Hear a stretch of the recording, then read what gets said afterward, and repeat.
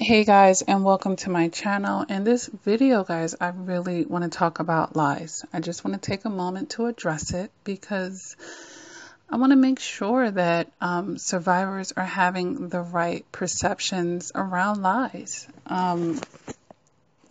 If you have experienced narcissistic abuse, 100% of the time there are going to be some lies involved. Or if you have experienced a toxic person in your life, or just dealing with human beings, whether they are a narcissist or not. You know, everyone has told a lie or many lies of some sort on all different kinds of levels. All right.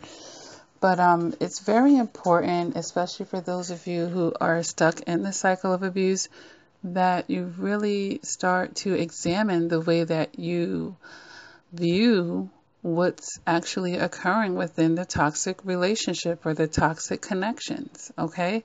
Now, a lie should be very offensive. I mean, I don't know one person that typically, consciously anyway, likes to be lied to. But we're going to look at some angles in this video and examine lies, okay? Now, when you are participating in these toxic relationships with a narcissist, you may not want to hear this, and I do give tough love on this channel, which means I'm a straight shooter, guys. I'm going to really let you know how I see this, and if it doesn't apply, let it fly. You could say, hey, Coach Lakia, this isn't me, okay? So that's fine. That won't resonate with you, and that's fine. Maybe another angle that I'm going to talk about does. But sometimes, even though I just said I don't know anyone that consciously wants to be lied to, maybe subconsciously we do want to be lied to. Okay? And this is happening when we are walking in resistance, when we don't really want to accept an ending, when we don't want to accept that, hey, you know what? Maybe this person really isn't for me. You know what? There's an ending coming and I'm going to have to acknowledge it. Or, you know what? If I really want to elevate in my life, if I want to have better, if I want to break out of this toxic habit, situation, circumstances, I got to remove this person out of my life. Or, you know what? I don't want to accept the fact that, you know what, this person has another partner, this person has another lover. I don't want to accept the fact that I'm going to be going through a divorce, or this person is going to leave me, or I should break away from this person. I don't want to accept the fact that my child has stolen from me. I don't want to accept the fact that this person never cared about me. I don't want to accept the fact that, you know, this company never cared about me. You know, the list could just go on and on and on. And sometimes we live a lie. We do. We live a lie, and that's a comfort zone for us. And when we have that going on, it enables us to consciously stay in the situation. You know, they're lying to you, you're lying to them, and it's coddling everybody's insecurities that's involved. So we're living a lie and we're accepting a lie because that's easier than the opposite end and being in the truth. Because now you're going to have to face some things. Now you're going to have to feel some pain. But honestly, you're feeling pain either way. You're feeling pain either way because the pain of living a lie should become uncomfortable, especially as your eyes are opening. Even if you want to close them, you know you're living a lie. You know your discernment and your spirit is tugging at you. Hey, no, this person is lying to you. This person is toxic for you. This isn't true. Evidence falling right in front of your face, but you want to be in some type of denial, okay? And that encourages the lies to fester, to grow in your relationship. And in essence, the cycle of abuse is going to be continuing at that point, all right? But another thing happens as well, and this happens a lot. I can relate this to women in domestic violence situations. You know, maybe they've been beat on so many times that it's kind of a numbing experience. You know, it's not as dramatic to them as someone from the outside looking in that haven't been exposed to all that toxicity and all that abuse.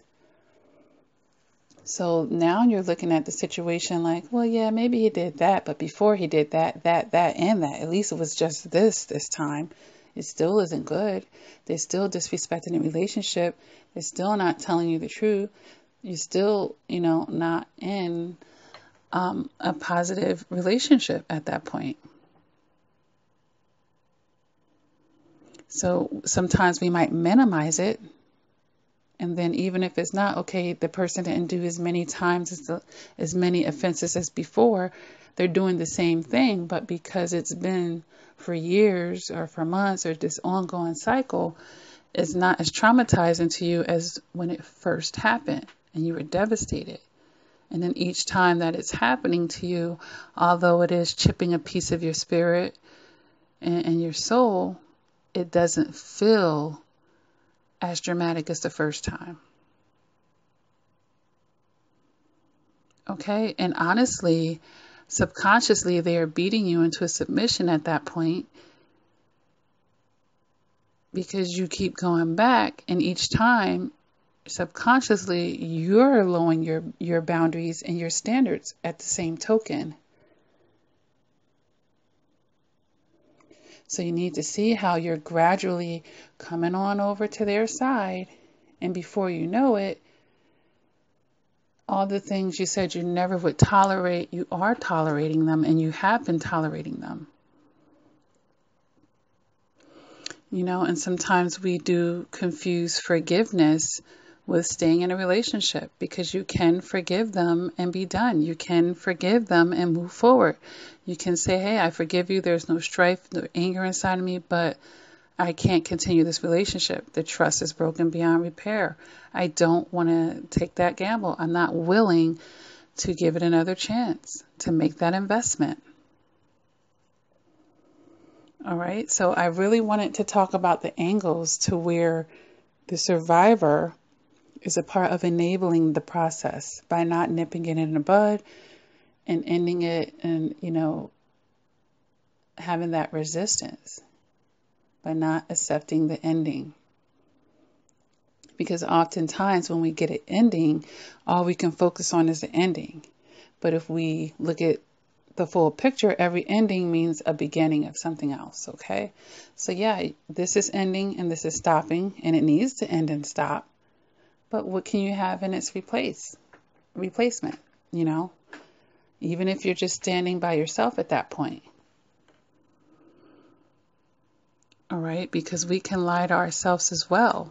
On top of other people lying, we join in and, taking on their lies and playing along with their lies. So now we're lying to ourselves as well.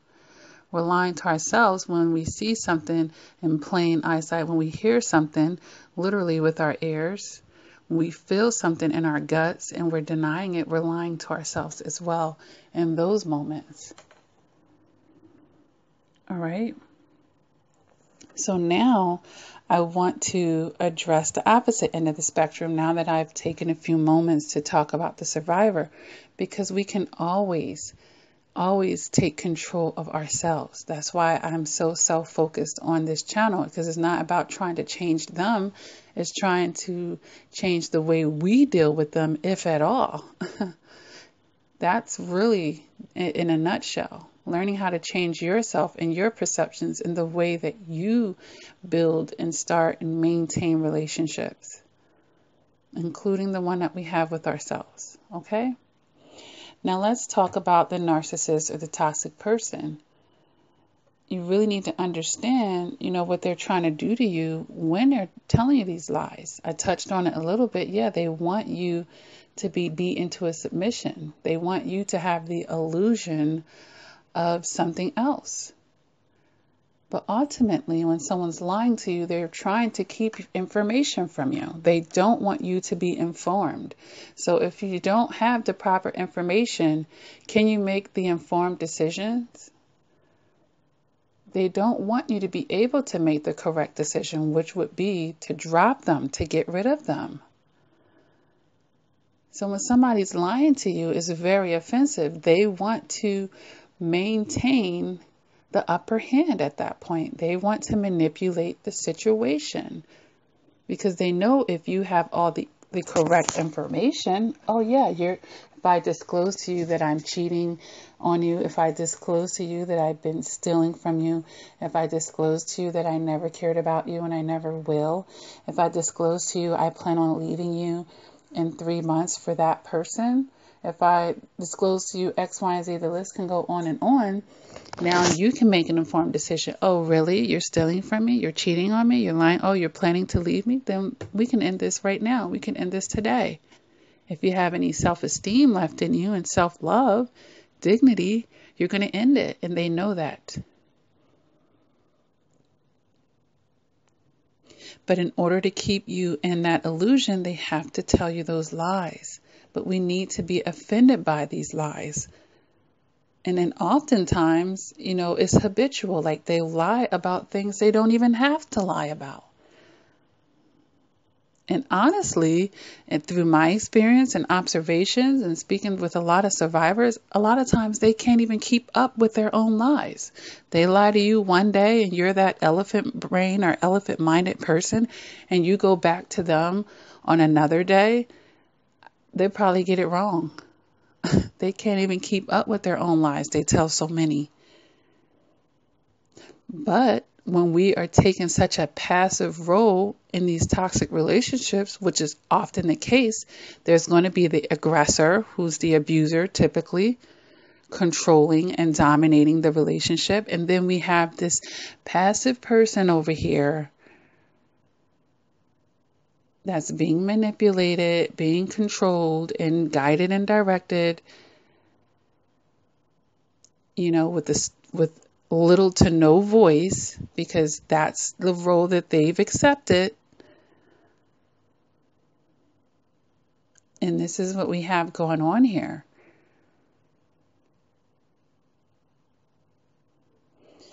And then some of us, are in a place of such neediness that we know we're being lied to.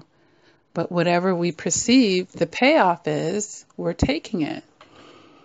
Because something inside of us is agreeing with it. The toxicity inside of you is agreeing in that season, in that moment, that this is acceptable.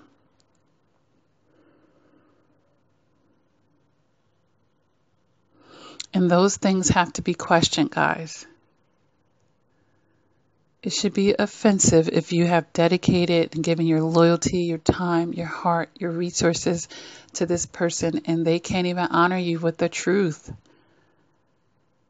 And then when you catch them in the lies, they don't even want to admit to it. They still want to say they didn't. You got them on video. You got them on audio. You walked in, seeing it with your own two eyes, and they're denying it.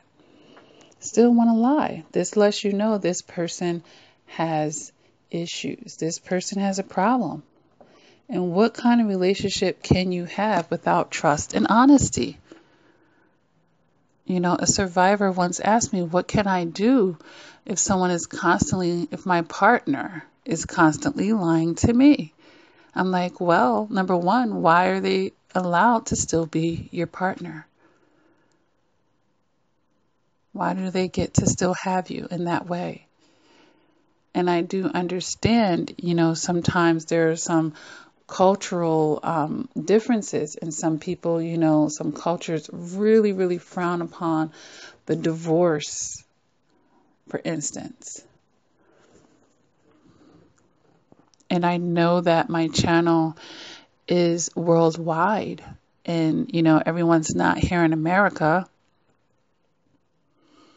And in some situations may feel stickier than others when it comes down to that. And to those people, I will say, at least psychologically here, when you have someone in your life that constantly lies to you, you have to change the way you deal with them. Now, if that change doesn't include, I'm going to divorce them, I'm going to not be with them, well, the psychological change needs to shift where you stop expecting any truth from them, unfortunately. Stop expecting that it's not going to miraculously happen. They're not going to just shift into this honest person. Know that this is who you're dealing with. It's so important in life when you see people, take them for who they show you they are. as far as what it's proven, not the false mask, but you're catching them in all these lies. This is a liar. This is a liar, even if it's your wife, even if it's your husband, even if it's your son, your daughter, someone that you really love. They're a liar, though. So I'm not going to expect them to be honest. I'm going to know that I have to deal with them in a certain manner because they're dishonest. I'm not going to keep hoping for the best for them, unfortunately. And I'm talking specifically if this person is a narcissist. So you have to just take them for who they are. Unfortunately, your mother is a liar. Unfortunately, your father is a liar. Unfortunately, your best friend. Unfortunately, your son, your daughter, your child that you brought into this world and you wanted more from. Unfortunately, but it's the truth. So that you don't get further hurt, that you don't, because when you keep hoping for the best for them and you don't want to accept them for who they are, what you're going to do is give them more than they can hold, more than they can carry. You're going to want more than they can deliver to you. And they're going to keep dropping the ball because they're going to keep lying and hurting you. You're going to give them responsibilities that it's like a hot potato. It's too hot for them. They just can't do it. They're going to drop it. They're going to drop it. Okay? And I know you guys know how much heat a potato can carry and how hot that is. It's more than they can carry. So you stand with this narcissist or toxic person, or you have to interact with them. You have to gray rock with them. You have to have minimal interactions with this liar. Never expect the truth. Okay, never expect the truth. I've made a video, volumes 1 and 2 on trust. I will put the link below this audio, guys. But you're only setting yourself up for more hurt and devastation. Okay, because the past prediction of behaviors is, is going to be very typical. And especially for those of you dealing with people who are set in their age. But usually habitual liars, they started really young in life. They've been doing this for a long time, okay? So you have to see them for who they are and deal with them from that perspective, not the hopeful one that they're going to be turning around miraculously and telling the truth. Okay? You have to protect yourself and your resources and everything. But more than that, guarding your heart and your mind and your peace of mind. Because if I know this person is slimy and sleazy and dishonest, I'm not going to deal with them on a certain level. I'm not going to expect a certain thing out of them. So I'm not even going to put them in that position. Okay, so we really have to hopefully this video has been like an introduction to examining how we perceive lies and how we respond to lies.